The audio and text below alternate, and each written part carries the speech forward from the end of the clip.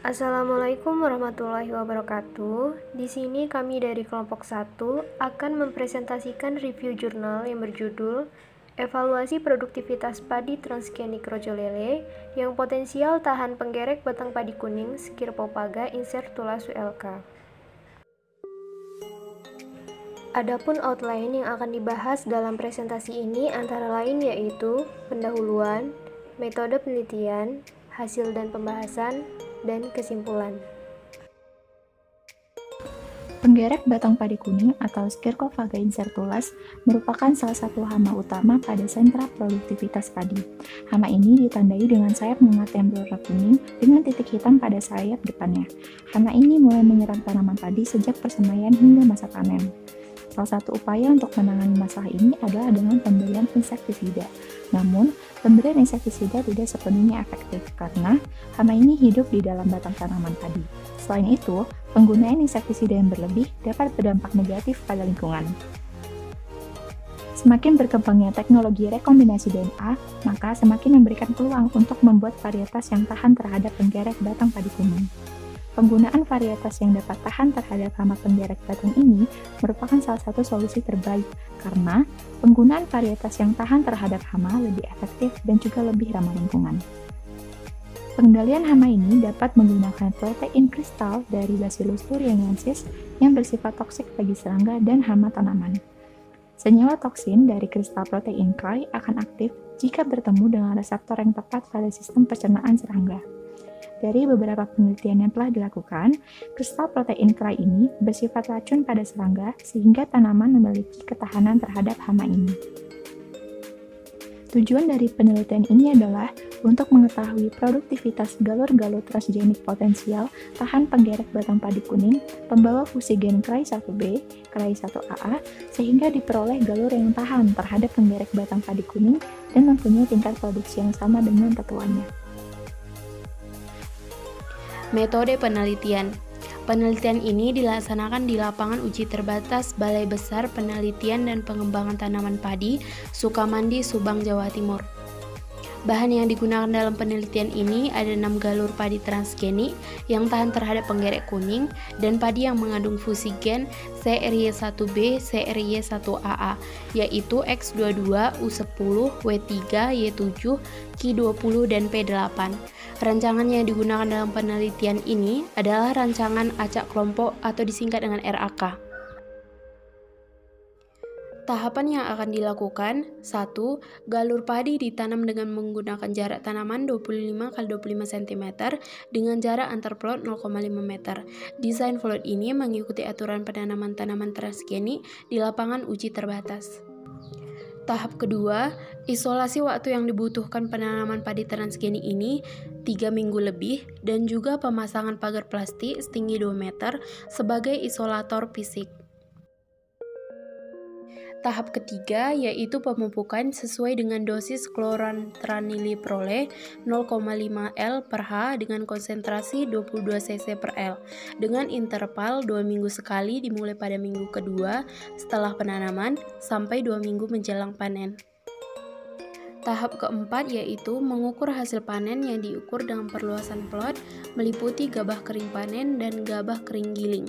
Komponen hasil variabel yang diamati ada sebanyak 3 rumpun per plot perlakuan meliputi panjang malai, jumlah bulir per malai gabah isi dan gabah hampa, serta bobot 1000 butir plus kadar air. Data hasil pengamatan akan dianalisis dengan analisis seragam ANOVA. Untuk selanjutnya ada hasil dan pembahasan. Setelah dilakukan penelitian ini, didapatkan hasil yang beragam. Salah satunya yakni karakter agronomi, di mana pada karakter agronomi ini yang diamati adalah tinggi tanaman, jumlah anakan perumpun, dan juga jumlah malai perumpun. Dari hasil pengamatan ini, hasil jumlah tinggi tanaman dan juga jumlah anakan perumpun menunjukkan hasil yang paling signifikan dibandingkan dengan hasil lainnya. Dapat dilihat pada gambar 1, di mana pada gambar 1 menunjukkan hasil tinggi tanaman yang diuji pada setiap galurnya, menghasilkan tinggi tanaman yang berbeda-beda. Pada tinggi tanaman padi transgenik galur W3 dan juga X22 tidak berbeda jauh dengan rojolele yang tidak diberi insektisida. Sedangkan untuk galur transgenik lainnya, memiliki tinggi tanaman yang juga tidak jauh berbeda dengan rojo lele yang diberi insektisida. Untuk padi transgenik galur W3 memiliki rata-rata tertinggi tanaman sebesar 168,67. Sedangkan galur Y7 menghasilkan rata-rata terendah sebesar 154,17 cm. Setelah diuji, berbagai galur padi transgenik menghasilkan tinggi tanaman yang bervariasi, di mana adanya variasi tinggi tanaman akibat posisi daerah insersi yang berbeda, serta adanya variasi somakonal. Selain itu juga, tinggi tanaman tidak hanya dipengaruhi oleh faktor genetik, melainkan akibat dari kemampuan adaptasi dari tanaman padi tersebut. Pada gambar 2 dapat kita lihat rata-rata karakter jumlah anakan.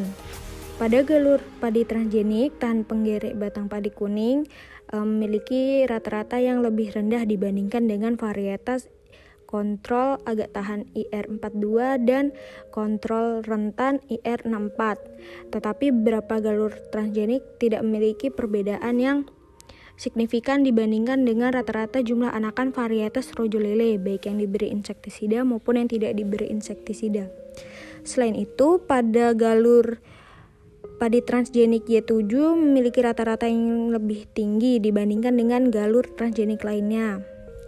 X22, U10, W3, Q20, dan P8.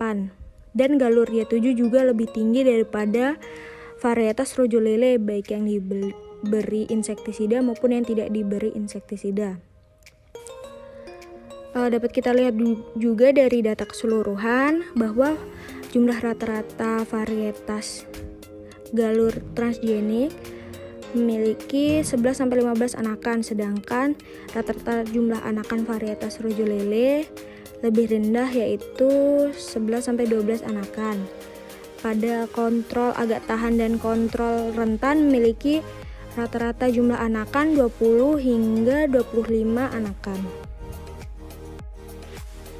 Hasil pengamatan jumlah malai perumpun pada gambar 3 diperoleh rata-rata jumlah malai perumpun.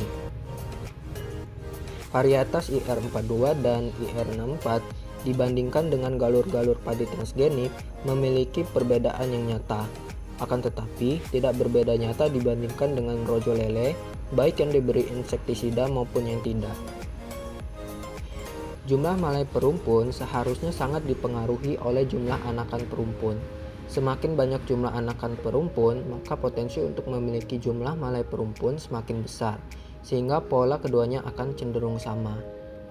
Akan tetapi, hasil penelitian ini menunjukkan pola yang berbeda, karena jumlah malai perumpun pada galur-galur padi transgenik tidak sejalan dengan jumlah anakan perumpun. Hal ini terjadi diduga karena banyak rumpun yang tumbuh setelah melewati fase tertentu sehingga tidak bisa menghasilkan malai. Berikut merupakan tabel rata-rata komponen hasil padi transgenik yang tahan penggerek batang padi kuning dan non-transgenik. Analisis sidik ragam pada komponen hasil dalam tabel tersebut meliputi panjang malai, jumlah gabah isi per malai, jumlah gabah hampa per malai, dan bobot 1000 butir, menunjukkan adanya perbedaan yang nyata untuk semua galur padi transgenik dengan tanaman lain yang diuji. Berdasarkan tabel yang telah dipaparkan sebelumnya, dapat diketahui bahwa beberapa galur transgenik memiliki malai yang lebih panjang dibandingkan dengan varietas rojo lele, baik yang tidak diberi insektisida maupun yang diberi insektisida.